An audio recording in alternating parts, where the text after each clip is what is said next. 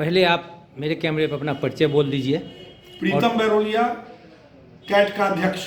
Sir अभी आपने press conference बुलाया था, जी। क्या क्या बातें थी सो बताइए हमको। ऐसा है, शहर के सबसे आप बुजुर्ग पत्रकार में हैं, शिक्षाविद भी हैं और विद्वान व्यक्ति हैं। मेरी प्रशंसा नहीं करनी है, आप अपना उद्देश्य बताइए। मैं प्रेस कॉन्फ्रेंस का बता रहा हूं।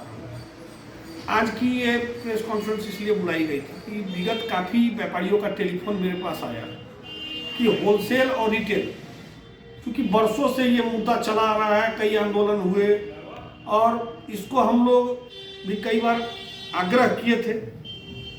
मेरे तरफ देख के बोलिए, मेरे कैमरे पे देख के बोलिए। मैंने थोक व्यापारियों से आग्रह किए थे, लेकिन कई व्यापारियों ने बहुत पीड़ा के साथ बताया, तो मजबूर होकर हमको आज ये प्रेस कॉन्फ्रेंस बुलाना पड़ा। और मैं इस प्रेस कॉन्फ्रेंस के माध्यम से थोक व्यापारियों से अब अनुरोध या आग्रह की भाषा नहीं कर रहा हूँ, सीधी बात कर रहा हूँ कि आप कुछ जगह माने कि खुदरा व्यापारियों को देंगे या नहीं देंगे, थोड़ा सा उनको स्थान देंगे या नहीं देंगे। यह नैतिकता तो अब आप लोग के पास है नहीं, क्योंकि व्यापार के अंदर नैतिकता होती है, वो नैतिकता तो खत्म हो गई है। स्थिति इतनी खराब हो गई है कि लगन का समय चल रहा है। जो खुदरा, आज हमको ये बताइए कि अगर खुदरा का ये जो माने कि चेन समाप्त हो जाएगा तो ये देश कैसे चलेगा, बाजार कैसे चलेगा,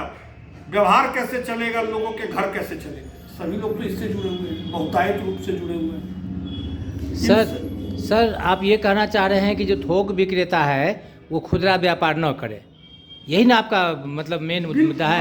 मैं उनको यही कहूंगा, लेकिन अगर आप खुदरा बेचते भी हैं तो आज तो स्थिति ये हो गई, लगन नहीं बेच रहे हैं, आपके माने कि प्रतिष्ठान पे जाता है और आप एक साड़ी बेच रहे हैं, साया का कपड़ा तक दे देते हैं, ब्लाउज भी फाड़ के दे देते हैं। नहीं तो क्या बचेगा फिर? रिटेल क्यों करेगा लोग? सब काम आप ही कर लीजिएगा तो वो क्या करेगा? आज सुन लीजिए मेरी बात आप। तो इस संबंध में आपने कहीं पर मेमोरेंडम दिया है? मेमोरेंडम सबसे पहले आज हम लोगों ने प्रेस कॉन्फ्रेंस किया जी।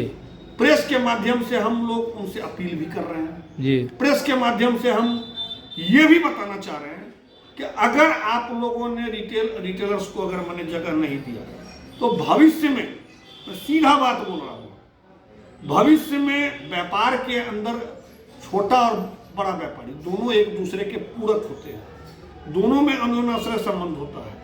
और होता क्या है कि कहीं किसी के साथ समस्या आती है तो सहयोग करते हैं, लेकिन अगर ये रवैया आप लोग का रहा तो हम सीधा बता देते हैं कि आप लोग के साथ कोई सहयोग का रवैया नहीं रहेगा, क्योंकि हम लोग जिस तरीके से महात्मा गांधी ने असहयोग आंदोलन चलाया था, हम लोग भी आपके साथ वही असहयोग का वाला काम करेंगे। तो वह थोक व्यापारी आपसे नहीं सामान बेचेंगे तो आप क्या करेंगे? जी, आप भी तो खुदरा व्यापारी है ना जी। आपको वो सामान नहीं बेचेंगे तो क्या करेंगे आप? बहुत है। नहीं व्यापारी, हम थोक व्यापारी का भी तो अपना यूनियन होगा, संगठन होगा ना। हम आखिर किसी थोक से ही तो ले रहे हैं सामान जी। हम किसी खुदरा से तो नहीं जा रहे लेने के लिए।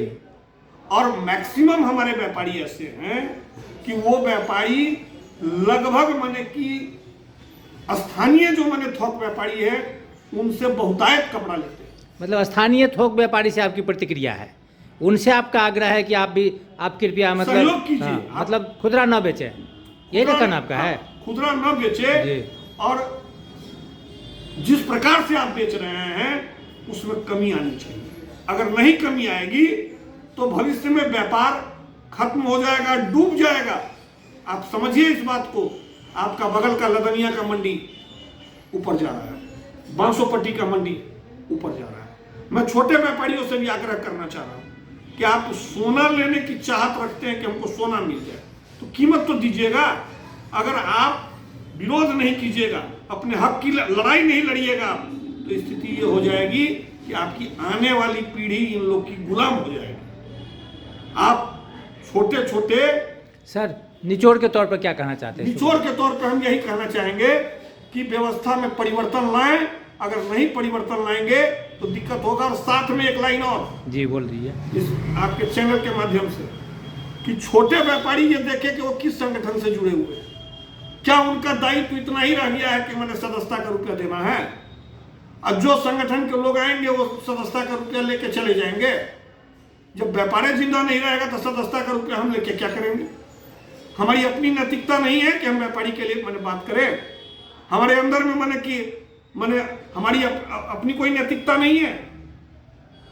हम चैम्बर चलाते हैं तो हमको तो मैंने कि बड़े और छोटे सभी व्यापारी को ख्याल रखना होगा।